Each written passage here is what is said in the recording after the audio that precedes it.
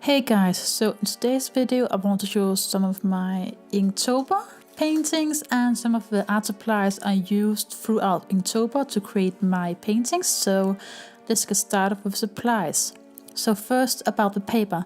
I used hot pressed watercolor paper for all of my Inktober paintings, and the paper is from Sennelier.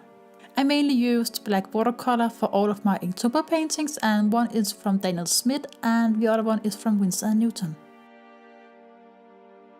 I mainly used these brushes. Two of them are from Winsor and Newton, and the third one is from ProArte, and it's two small and one bigger brush. I also tried my new Aquash Pentel watercolor brush, I think that's the correct name, to cover big areas of the paper with paint. And I decided to show some of my progress with some of the brainstorming at the rough, small sketches. And here is the bigger, refined sketch.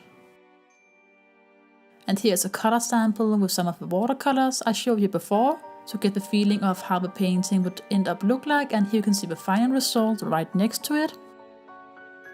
I want to show the final result very early in this video to show you the process from the very start to the beginning. And I think it's time to get started with the time-lapse video of the progress of this painting. So here you can see I have transferred my refined sketch to my watercolor paper, and I'm just getting ready with my water on my glass palette and my watercolor paints. So Inktober, I'm not going to do 31 paintings because I'm already very behind. Because in the beginning of October I had my school project I had to focus on, so I didn't have time to make a painting each day. But I'll try and make as many as I can, and I'll try and record some other of the Inktober paintings for you guys if you want to see more of them. And this one is, the motive is a character from a game called Sly Cooper, and it's a game I played a lot when I was a child, and the character I'm painting is the Contessa, which is a villain from the game, and she's one of my favorite villains from this game. And I always want to make my version of her, and since it was October and she has this kind of Halloween-ish look because she is half spider, half human. So it was a perfect opportunity to try and paint my version of her. I didn't paint her very spider feature of her lower body, which is normal. The spider part with the legs, I think that would be six legs because she has her two hands. Yeah, I want to make it a little bit more human, but still keep some of her features like her very pointy shoulders and elbows. And her spider claw, hand, fingers, I'm not quite sure what to call them. And overall, I'm very pleased with the final result.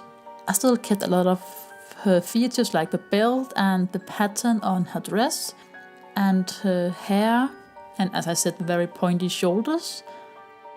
And it was quite a challenge to only paint with black. I love to use colors, and I never use black.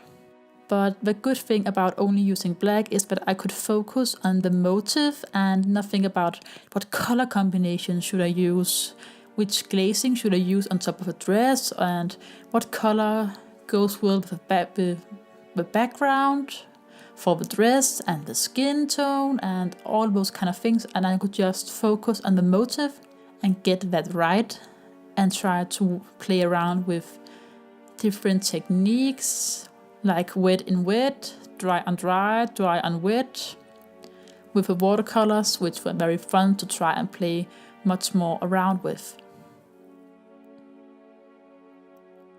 And I really like using this new brush, the Aquash Pentel watercolor brush, I think that's what it's called. And basically when you squeeze on the blue handle tube, that comes water out of the brush, which I think is very handy when you try to paint a big area on a painting when you can't use a large brush for such a little painting. And I'll definitely talk more about it in my haul video, which hopefully will come up next Friday, maybe the Friday after that. And yeah, I really hope you enjoyed this video. I speeded up the time lapse so it wasn't as long as it used to be. And I would love to know if that is better than my previous videos, which were much longer, because now I could fit in some video footage of the art supplies I've used and talk a little bit about that. So if you prefer that in the future, let me know and I'll gladly make that. And overall, I really hope you enjoyed this painting and this video, and I hope to see you next time.